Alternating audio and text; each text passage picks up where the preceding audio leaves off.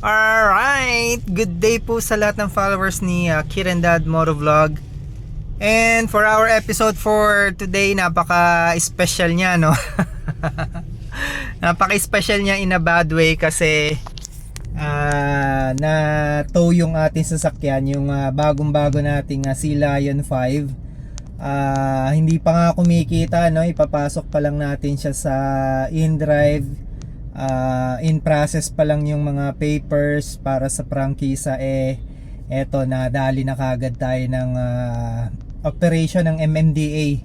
So ayan, sigurado ako sasabihin ng iba kagad, no? Yan, kasi pinaparada mo sa pinaparada mo sa hindi dapat paradahan. Anyways, ano naman po, no? Guilty naman po talaga ako na pinaparada ko siya sa kalsada. So ang garahe po natin, which is dun sa mga in-laws ko po, is dun pa sa Pag-asa sa may likod ng SM North.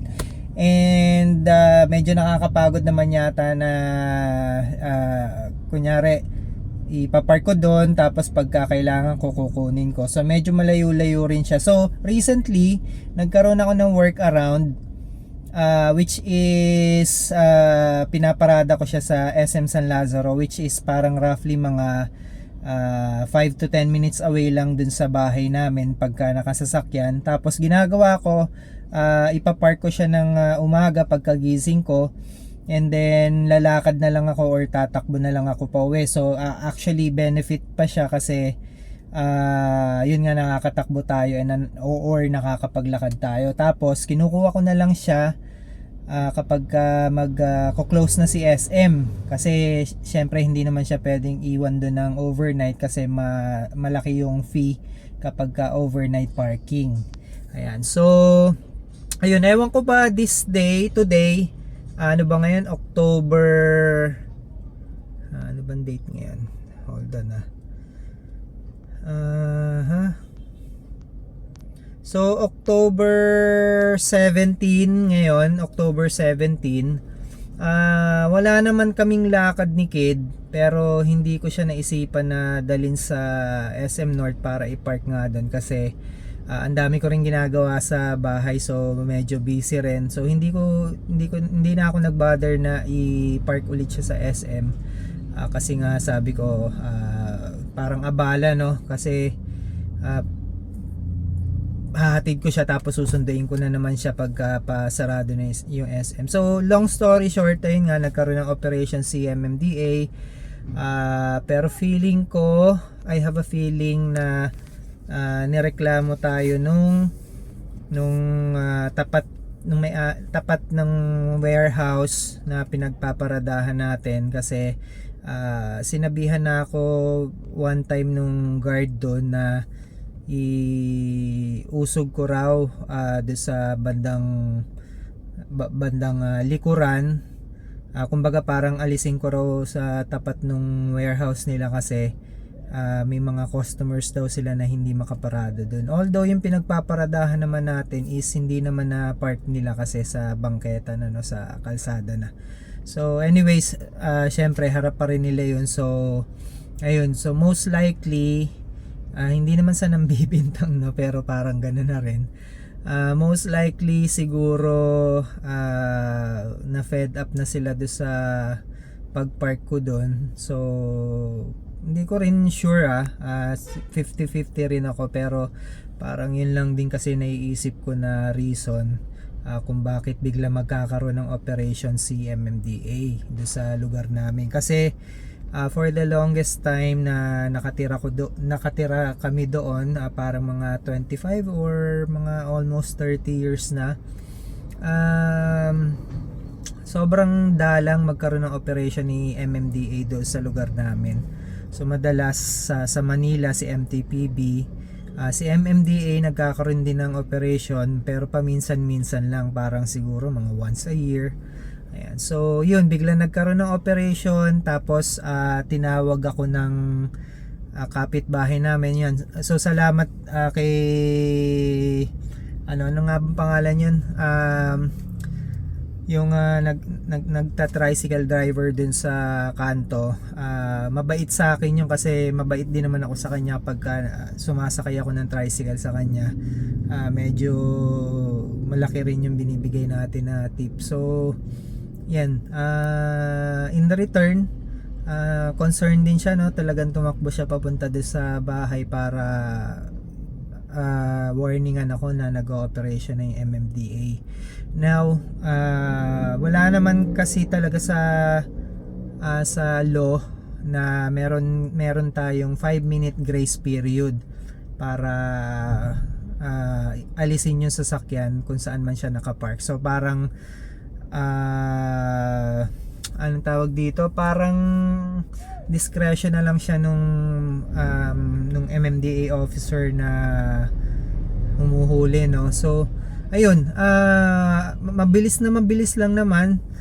Parang sigurado ako na wala pang 5 minutes yun na nandun na ako sa sasakyan and ready na akong alisin siya. Pero hindi pumayag yung MMDA officer na na alisin ko na lang and kasuhan na lang ako or tiketa na lang ako ng obstruction, kasi obstruction yung magiging kaso kapag nandun yung may-ari ng sasakyan. Kung may alis naman yung sasakyan dun, obstruction lang, hindi siya illegal parking. Yan. So medyo malaking difference siya in terms of severity nung kaso, and also malaki rin yung difference sa multa.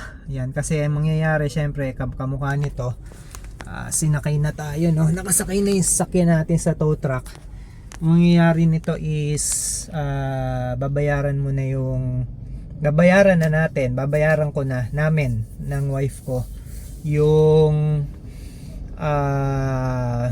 anong tawag dito, yung tow fee rate nila, no? Which is hindi ko alam kung saan papasok tong SUV, no? I think sa middleweight to, kasi may mga lightweight which is yung mga sedan. 1.5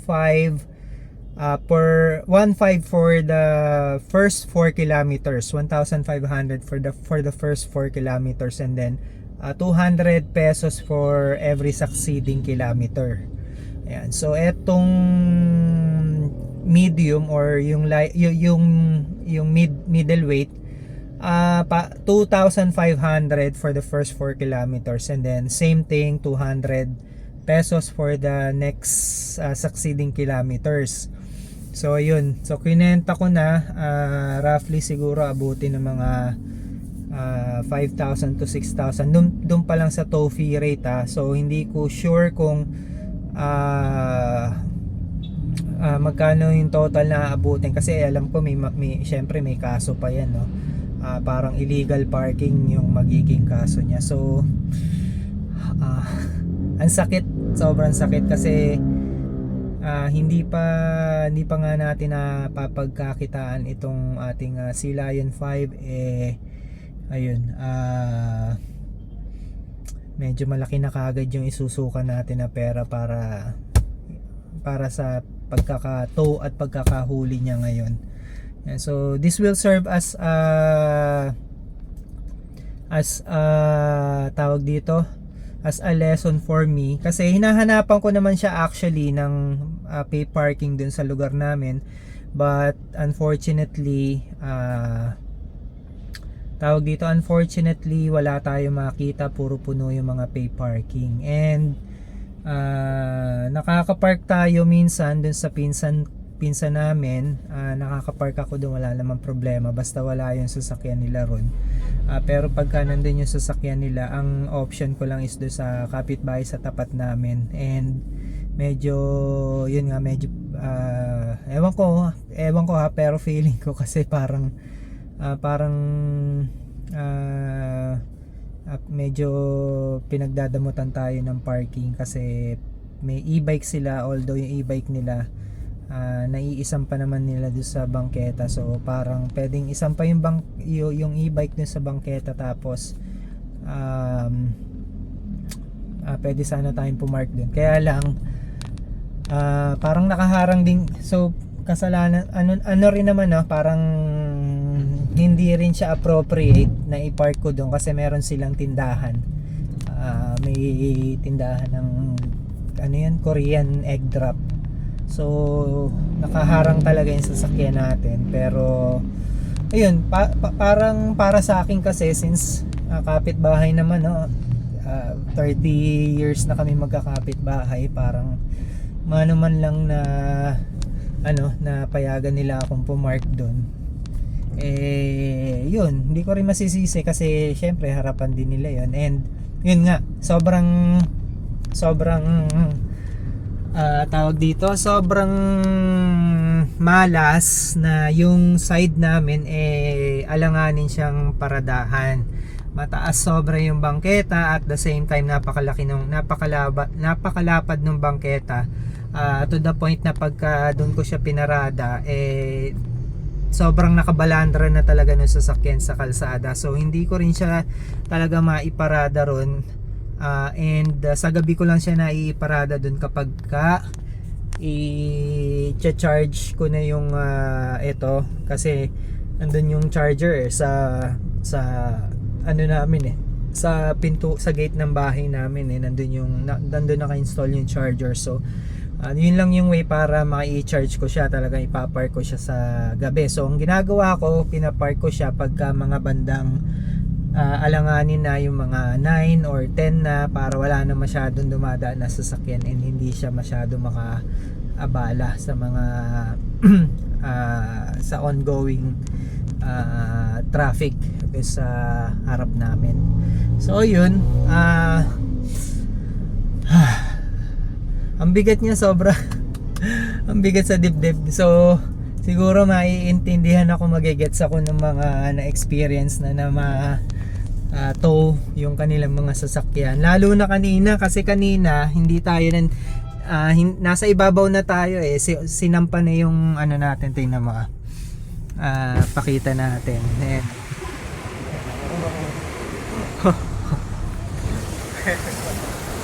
Ayan, so isinampa na yung ano natin, isinampa na yung sasakyan natin sa ibabaw. Kanina hatak-hatak lang siya through a tow bar na nakakabit sa chassis sa ilalim, and grabe, talagang nadudurog yung puso ko kasi pag umaandar na yung sasakyan, syempre hindi naman sila in sync nung humahatak.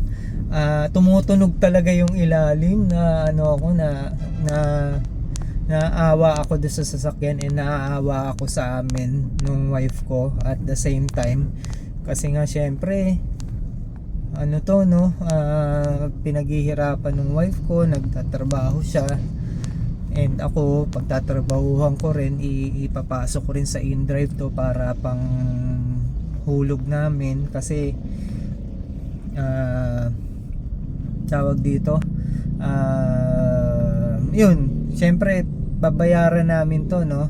So parang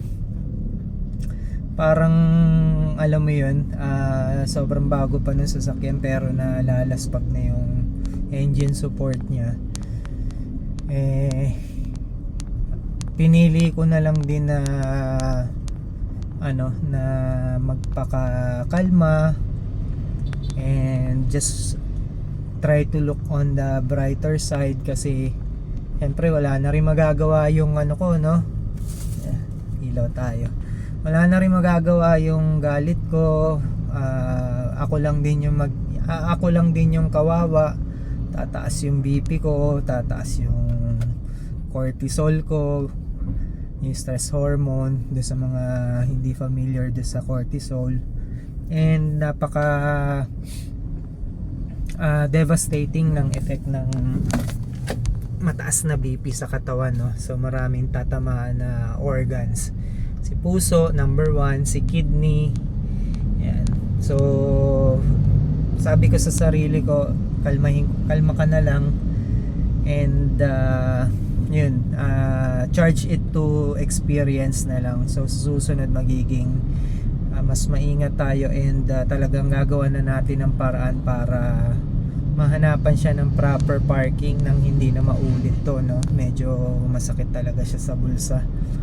imbis na magagamit natin sana yung pera sa ibang mga mas importanteng bagay, eto, andito tayo ngayon at yan, hatak-hatak, and it's very shameful. Yan, it's very shameful na yung parang walk of shame, no, na habang hinahatak yung sasakyan natin, syempre nakikita ng ibang tao. So anyways, yun lang. Medyo sad lang ako na hindi tayo napagbigyan ng MMDA officer na humuli sa atin. The fact na napuntahan naman kaagad natin yung unit. Discretion niya sana, no, kung mabait lang si kuya. Napakiusapan sana natin na obstruction na lang yung ikaso sa atin. Pero yun, nandito tayo papunta sa Tumana, Marikina pa, no. Ang layo sobra. So pauwi pa, gagastos pa tayo ng gasolina kasi 55% na lang yung charge ng ating battery. So ang dami, ang laki ng gasto, sobra. Yan. Well anyways, malamang matutuwa na naman yung masaya ngayon yung this is their day. Yung mga haters natin, yung mga galit sa atin, yung bashers natin, yan, masaya sila. I know that hinihintay-hintay nyo, inaasam-asam nyo yung mga araw na ganito, no, when I will be at my sad days. And okay lang yan. Karapatan nyo yan na matuwa, karapatan nyo yan na i-hate ako, pero syempre marami rin naman tayong mga supporters, marami rin naman mga nagmamahal sa atin, and ayan, thank you sa inyong lahat. Siguro dun sa mga nakaalam nung nangyari na hinahatak tayo ngayon, nagdasal sila na sana kalmahan ko, sana umano lang ako, no, maging mapayapa lang ako. So thank you kung may nagdasal man ng ganun para sa akin, kasi right now I'm truly at peace. And nawala na yung bad trip ko kanina. Syempre bad trip tayo, no? Talagang mataas na mataas yung BP natin nun, for sure. Pero yun nga, na simula na realize ko na wala namang magagawa, yung init ng ulo natin, kumalma na rin ako. So sobrang kalmado na rin natin ngayon, and yan, actually nakakapag-vlog pa tayo, no? Cellphone lang yung dala ko. So yan lang, in-update ko lang kayo sa current situation natin ngayon. So see you in the next videos. Peace.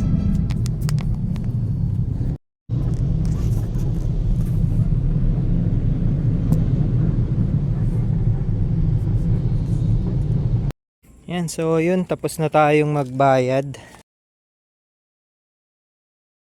First time lang din natin nakarating dito sa may Tumana, impounding area ng MMDA. And ayun, medyo malayo-layo siya, sobra.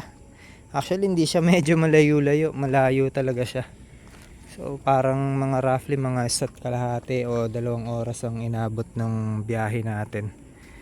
So ito na yung ating BYD. Para lang tayo nag joyride, tapos na 5.3han tayo.